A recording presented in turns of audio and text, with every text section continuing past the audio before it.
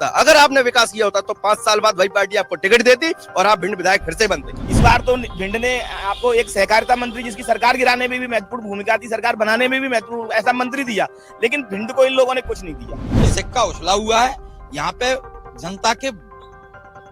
जनता किसको चाह रही है उससे प्रतिनिधि नहीं चुना जाएगा, यहाँ पे चुना जाएगा प्रतिनिधि की समीकरण क्या बनता है। देखिए सत्ता का संग्राम सिर्फ अमरउजाला.com पर।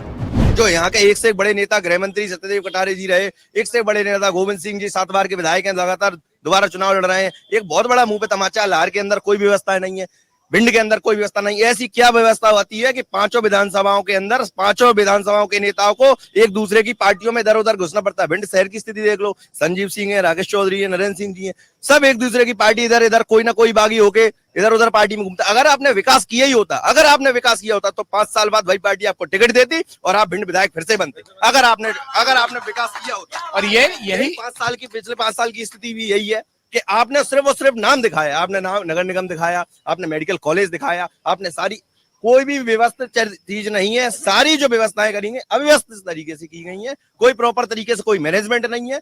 और अगर आपको सब कुछ काम आपने सही किया होता, वही पार्टी टिकट देती। पार्टी टिकट कब देती है महोदय? जब सर्वे होता है। सर्वे होता है, जब आप सर्वे में सफल हो जाएंगे तो टिकट अपने आप मिल जाएगा, और टिकट नहीं देते। आज के यहाँ के प्रत्याशी टिकट के लिए घूम रहा है। आप सोचिए, भोपाल चले जाओ, ग्वालियर चले जाओ, दुनिया भर के बड़े बड़े नेता, उनको कैसे पार्टी टिकट दे देती है।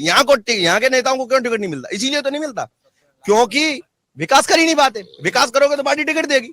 आपने 5 साल में कोई विकास नहीं किया, अब पार्टी टिकट काट देगी, फिर आप बागी हो जाएंगे, फिर आप अपने पार्टी के प्रत्याशी को हराएंगे। यहाँ सिर्फ ये चलता है, यहाँ खुद की राजनीति है।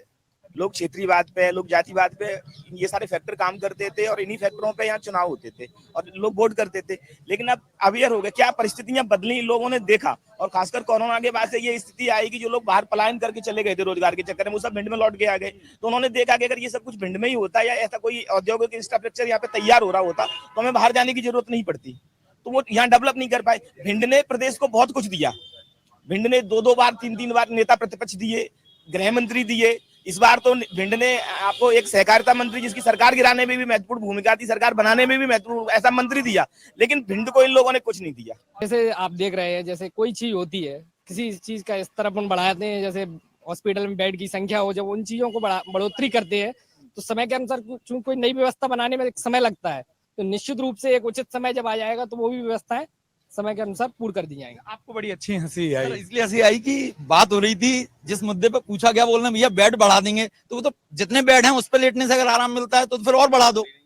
डॉक्टर तो दो, बेड पे इलाज कहां से आएगा? दूसरा, मूड की बात करो तो सिक्का उछला हुआ है यहाँ पे। जनता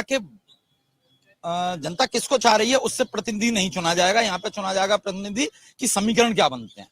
कुछ आंकड़े ऐसे हो गए हैं कि जो इसके प्रति समीकरण सही हो जाएगा, कहो 30% वोट लेने वाला व्यक्ति विधायक बन जाए, 70% लोग उसके एंटी हों, क्योंकि इतने कैंडिडेट हो गए हैं। सारे समीकरण कुछ ऐसे होंगे कि कौन विधायक बनेगा आज किसी को नहीं पता। अगर आप ये वीडियो YouTube पर देख रहे हैं तो हमारे चैनल को सब्सक्राइब करें और बेल आइकन को दबाना ना भूलें। अगर आप Facebook पर ये वीडियो देख रहे हैं तो हमारे पेज को लाइक करें।